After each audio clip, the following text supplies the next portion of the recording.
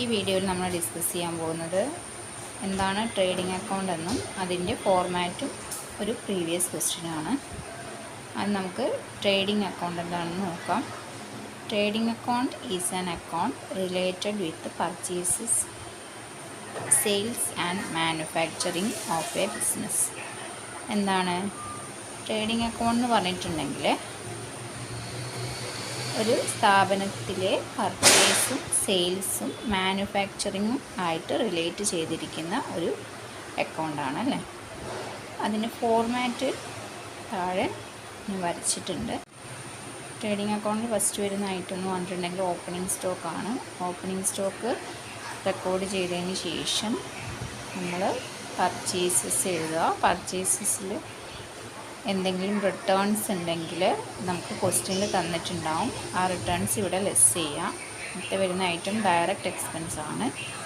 Direct expense എന്ന് പറഞ്ഞിട്ടുണ്ടെങ്കിൽ നമ്മുടെ സ്ഥാപനത്തിന് ഡയറക്റ്റായിട്ട് വരുന്ന എക്സ്പെൻസുകളാണ്. അതായത് വേജസ്, ക്യാരേജ്, ഇന്നും ഔട്ടും ഉണ്ട്. അതിൽ ഇന്നാണ് നമ്മളിവിടെ റെക്കോർഡ് ചെയ്യുക. ഒക്ട്രോയ്, ഇതെല്ലാം നമുക്ക് ഡയറക്റ്റ് എക്സ്പെൻസിൽ ഇൻക്ലൂഡ് ചെയ്യാവുന്നതാണ്. നെക്സ്റ്റ് ക്രെഡിറ്റ് സൈഡിൽ സെയിൽസ് ആണ് വരുന്നത്. അതിൽ നിന്ന് റിട്ടേൺസ് എന്തെങ്കിലും ഉണ്ടെങ്കിൽ ലെസ് ചെയ്യുക. പിന്നെ വരുന്ന ഐറ്റം എന്ന് പറഞ്ഞിട്ടുണ്ടെങ്കിൽ ക്ലോസിങ് സ്റ്റോക്കാണ്.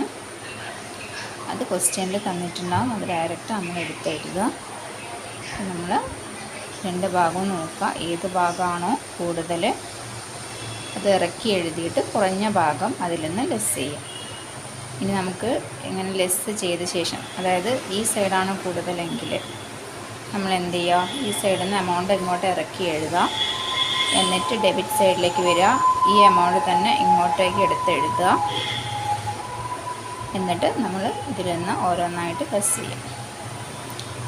അപ്പോൾ നമുക്ക് കിട്ടുന്നത് ഗ്രോസ് പ്രോഫിറ്റ് ആണ്. ഇനി ഈ സൈഡാണ് കൂടുതലെങ്കിൽ നമ്മൾ ഇവിടെ നിന്ന് ഇങ്ങോട്ടേക്ക് എടുത്തെഴുതിയ ശേഷം അതിൽ നിന്ന് ഓരോ ഐറ്റമായിട്ട് ലെസ് ചെയ്യുന്ന സമയത്ത് കിട്ടുന്നത് ഗ്രോസ് ലോസ് ആണ്. നമുക്ക് ട്രേഡിംഗ് അക്കൗണ്ടിൻ്റെ ഒരു ചെറിയൊരു ക്വസ്റ്റ്യൻ ഡിസ്കസ് ചെയ്യാം. പ്രീവിയസ് ക്വസ്റ്റ്യൻ ആണ്.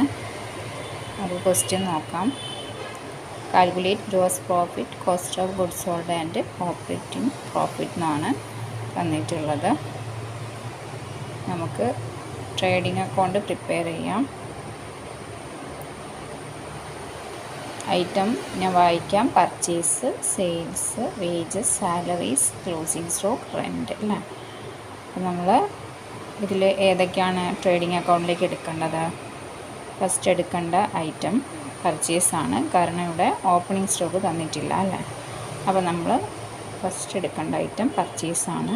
അതിന് ശേഷം ഡയറക്റ്റ് എക്സ്പെൻസ്. ഡയറക്റ്റ് എക്സ്പെൻസ് ആയിട്ട് ഇവിടെ തന്നിട്ടുള്ള ഐറ്റം എന്ന് പറഞ്ഞിട്ടുണ്ടെങ്കിൽ വേജസ് ആണ്. വേജസ് 5000 ഇങ്ങോട്ട് എടുത്ത് എഴുതുക. ക്രെഡിറ്റ് സൈഡിൽ വരുമ്പോൾ ഫസ്റ്റ് ഐറ്റം സെയിൽസ് ആണ്. 2,50,000 ആണ് എമൗണ്ട് വരുന്നത്. അതെടുത്ത് എഴുതുക. നെക്സ്റ്റ് ഐറ്റം ക്ലോസിംഗ് സ്റ്റോക്കാണ്. അത് 50,000 ആണ്. അതെടുത്ത് എഴുതുക. എന്നിട്ട് നമ്മൾ രണ്ട് ഭാഗവും ഒന്ന് കാൽക്കുലേറ്റ് ചെയ്ത് നോക്കുക. ഇവിടെ ഈ സൈഡാണ് കൂടുതൽ, അതായത് ക്രെഡിറ്റ് സൈഡ്. അത് ആ എമൗണ്ട് നമ്മളിങ്ങോട്ട് ഇറക്കി എഴുതുക. അത് തന്നെ നമ്മളിങ്ങോട്ട് എടുത്ത് എഴുതിയതിന് ശേഷം അതിൽ നിന്ന് ഈ എമൗണ്ട് ലെസ് ചെയ്യുക. അപ്പോൾ നമുക്ക് 1,95,000 കിട്ടും. അപ്പോൾ ഇവിടെ എന്താണ് ഗ്രോസ് പ്രോഫിറ്റാണ് കിട്ടിയിട്ടുള്ളത്.